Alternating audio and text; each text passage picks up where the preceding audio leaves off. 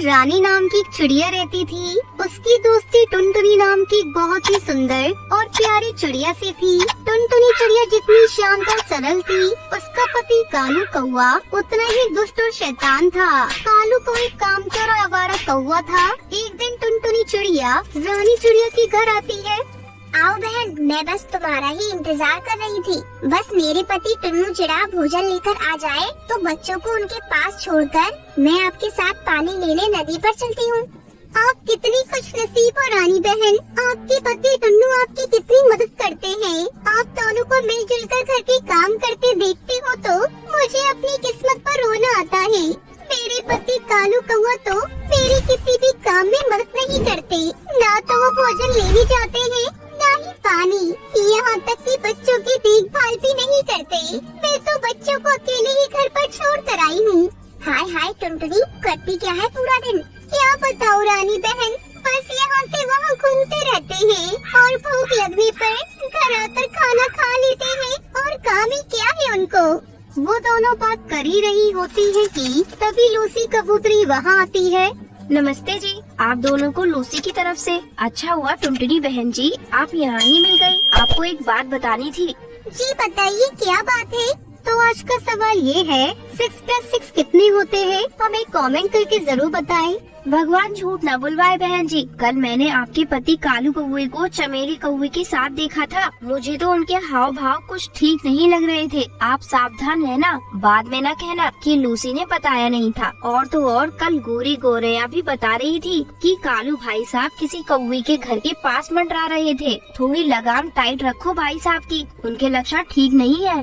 टुनटुनी चिड़िया और रानी चिड़िया पानी लेने नदी के पास जाती हैं। दोनों पानी लेकर लौट रही होती हैं। तभी टुनटुनी चिड़िया को पेड़ के पीछे से कालू कौवे की आवाज सुनाई पड़ती है। टुनटुनी और रानी चिड़िया छुपकर उनकी बातें सुनती है। आखिर इतने दिनों तक तुम्हारे घोंसले के चक्कर लगाने के बाद आज तुम मुझसे अकेले में मिलने आ ही गई। हाय चंपा, तुम कितनी सुंदर हो। मैं तुमसे बहुत प्यार करता हूँ। अगर तुम तैयार हो जाओ तो मैं शादी करके तुम्हारे साथ घर बसाना चाहता हूँ। आज मैं आपके प्यार का पोत उतारने ही आई हूँ। शर्म नहीं आती आपको? मेरे पापा की उम्र के होकर आप ऐसी बातें कर रहे हो। अगर फिर से मेरे घोंसले के पास दिखाई दिए तो मेरे पापा आएंगे बात करने, वो भी आपकी पत्नी टुनटुनी से, बुड्ढा कहीं का। इतना कहकर चंपा कौवी और कालू कौवा वहाँ से उड़ जाते हैं। इधर पेड़ के पीछे छुपकर कालू कौवे की बातें सुन टुनटुनी फूट फूट कर रोने लगती है।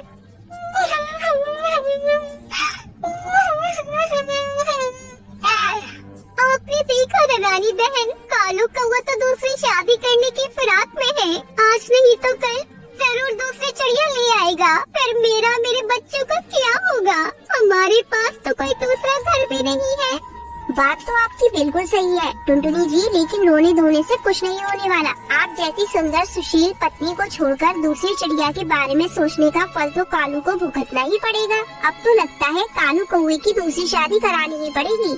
ये आप कैसी बातें कर रही हो रानी बहन कि आप कालू कौवे की दूसरी शादी कराओगी? आप फिक्र न करो टुनटुनी जी, बस मेरी पूरी बात सुनो। मेरी एक बचपन की सहेली जिसका नाम हरी भरी तोती है, बहुत तेज तर्रार और शातिर दिमाग की है।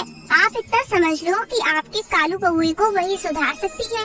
रानी चिड़िया टुनटुनी को पूरी योजना समझाती है। अगले दिन दोनों उड़कर हरी भरी तोती के घर पहुंच जाते हैं। वहाँ पर रानी चिड़िया हरी भरी को अपना पूरा प्लान बताती है। अगले दिन हरी तोती प्लान के अनुसार कालू कौवे के पास जाती है। कालू जी, आप तो बहुत ही सुंदर है। आपकी गोल गोल बड़ी बड़ी आंखें देखकर मेरा तो दिल ही खुश हो गया। आप सच सच बताएं, आपकी शादी तो नहीं हुई है ना? देखो, मेरा दिल मत तोड़ना। अगर आपने मना कर दिया तो मैं कभी भी शादी नहीं करूंगी।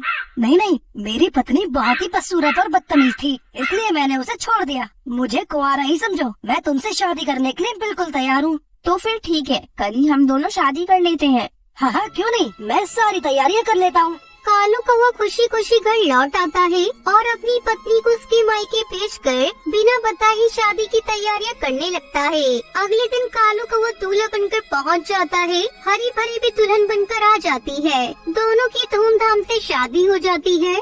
कालू जी, हमारी शादी तो हो गई, लेकिन मैं कोई घास फूस के घर में नहीं रहने वाली। मेरे लिए पक्का मकान बनवा कर दोगे तभी मैं आपके साथ रहने आऊंगी। और हाँ, आप काम क्या करते हो ये तो मैंने पूछा ही नहीं। मैं कोई रूखा सूखा भोजन करने वाली नहीं हूँ। मुझे तीनों टाइम का बढ़िया स्वादिष्ट आपके हाथ का पका भोजन चाहिए होगा।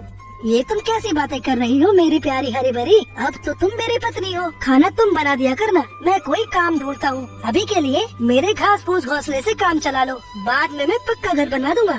तुम्हारे इस कच्चे घर में मेरी माँ और तीनों बहनें कैसे रह पाएंगी? मुझे पता होता कि तुम्हारे ऐसे फटे हाल हैं तो मैं कभी तुमसे शादी न करती। अगले दिन सुबह अरे सूरज निकलने वाला है, अभी तक सो रहे हो? जाओ पहले हमारे लिए पानी भर कर लाओ, फिर जल्दी से आकर घर की सफाई करके कुछ अच्छा सा बना दो।